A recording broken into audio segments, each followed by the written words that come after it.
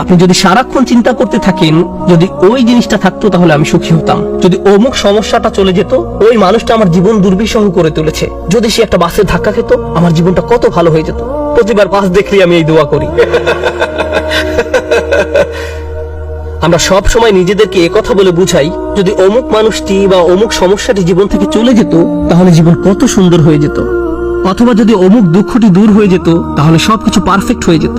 যদি মানুষের পরিবর্তন হতো, যদি পরিস্থিতির পরিবর্তন হতো, যদি পরিবেশের পরিবর্তন হতো, আমরা এভাবে ভাবতে থাকি সবকিছুর পরিবর্তন হলে জীবন সুন্দর হয়ে যেত, তাহলে আমাকে আর দুর্বল থাকতে হতো না। আমরা ভোগের উপর ভোগ করতে থাকি আর এতে পুরোপুরি আচ্ছন্ন হয়ে পড়ি। আর আল্লাহ আজ্জা জাল্লা বর্ণনা করছেন, জানো তুমি কত দুর্বল? তুমি একটি মাছের চেয়েও দুর্বল। দাউফাত তালিব ওয়াল মাতলুব। যখন তিনি এভাবে বলছেন আমি আপনি মজ্জাগতভাবে অবিশ্বাস্যভাবে কতটা দুর্বল, একটু চিন্তা করে দেখুন। আপনাদের প্রত্যেকের মাথায় বিভিন্ন জিনিসের চিন্তা আছে প্রতিদিন।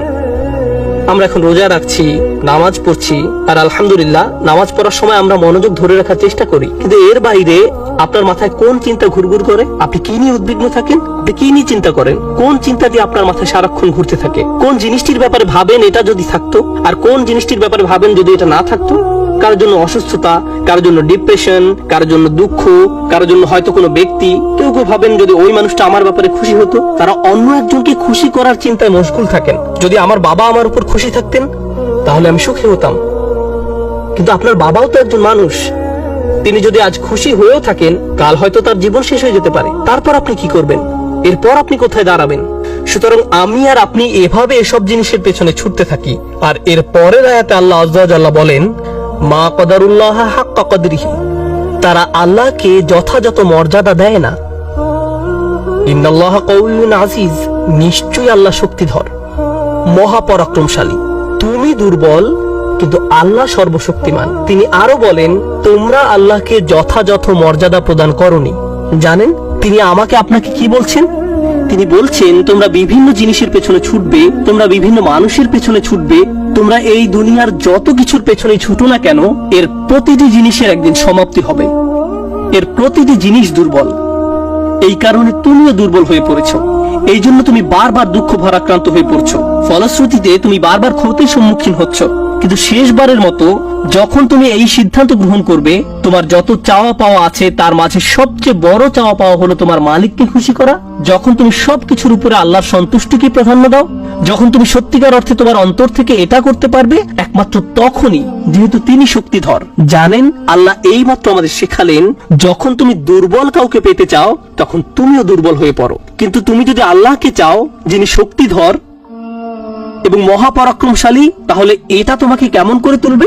এটা তোমাকেও শক্তিশালী করে তুলবে। আর যখন তুমি শক্তিশালী হয়ে উঠবে জীবনে বিভিন্ন জিনিস আসবে যাবে, কিন্তু তোমার শক্তিমত্তার কোনো কমতি হবে না। যে জিনিসের পেছনে তুমি ছুটছো তা ভেঙে পড়ার কারণে তখন তুমি আর ভেঙে পড়বে না, কারণ তুমি দুনিয়ার এসব তুচ্ছ জিনিসের চেয়েও অনেক অনেক উচ্চ একজনের সন্তুষ্টির অন্বেষণ করছো। আমি বলছি না যে আপনি এই দুনিয়ার কোনো কিছু চাইতে পারবেন না, কিন্তু আয়াতটি আমাদেরকে একটি ব্যাপারে শিক্ষা দিচ্ছে। আমরা যখন এসব পার্থিব বিষয় কামনা করব আমরা বুঝবো যে এগুলো দুর্বল। পার্থিব এসব বিষয় জীবনে আসবে যাবে, কিন্তু আমরা কখনো আল্লাহকে হারাতে পারবো না। লক্ষ্য করুন, মানব জাতির ব্যর্থতা হলো যখন তারা পার্থিব কোনো জিনিস পেতে ব্যর্থ হয় তারা আল্লাহকে ভুলে যায়। তাদের চাওয়া পাওয়ার জিনিসটি না পেলে তারা নামাজ পড়া ছেড়ে দেয়। তারা যা চায় তা যদি না পায় তারা এভাবে বলে, এভাবে দোয়া করার অর্থ কি? তারা যখন তাদের আকাঙ্ক্ষার বস্তুটি পায় না তখন দুঃখ হতাশা একেবারে ভেঙে পড়ে এবং বলে আমি তো আল্লাহর সাথে কথা বলার শক্তিও পাচ্ছি না। এমনটি ঘটার কারণ হলো সমস্যায় পড়ার পূর্বে আল্লাহর সাথে তাদের বন্ধন শক্তিশালী হয়ে ওঠেনি। যদি সে বন্ধনটি আগে থেকেই বর্তমান থাকতো, যেমন মূল যদি শক্তভাবে গাঁথা থাকে তাহলে ঝড় এলে এদিক ওদিক দুলতে থাকে, সম্পূর্ণ ভেঙে পড়ে না, মূলের উপর দাঁড়িয়ে থাকতো।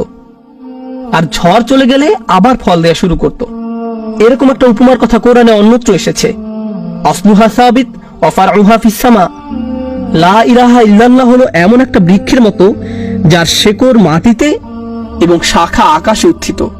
এটাই ঈমানের শক্তি। এই আধ্যাত্মিক শক্তির ধারণাটি আরো পরিষ্কার করার জন্য আমি আপনাদের নিকট একটা উদাহরণ পেশ করব।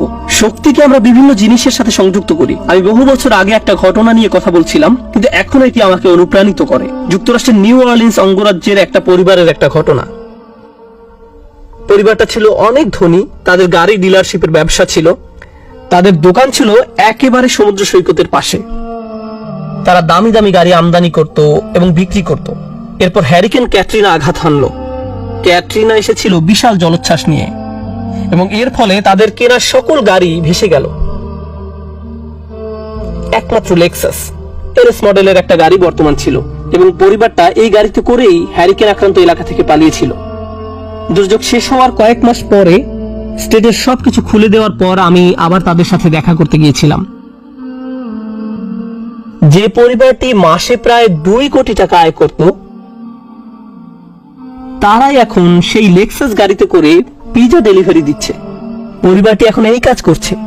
এক ব্যক্তির পিজা দোকানের জন্য তাদেরকে হায়ার করা হয়েছিল। মা বাবা দোকানে পিজা বানাতো আর ছেলে লেক্সাসে করে সেই পিজা ডেলিভারি দিত। আমি যখন এটা দেখলাম, কল্পনা করতে পারেন অন্য কেউ যদি এরকম পরিস্থিতিতে পড়তো, অন্য কোনো মিলিয়নিয়ার যদি এভাবে দেউলিয়া হয়ে যেত, তাদের কি হতো? তারা সম্পূর্ণ হতাশ হয়ে যেত।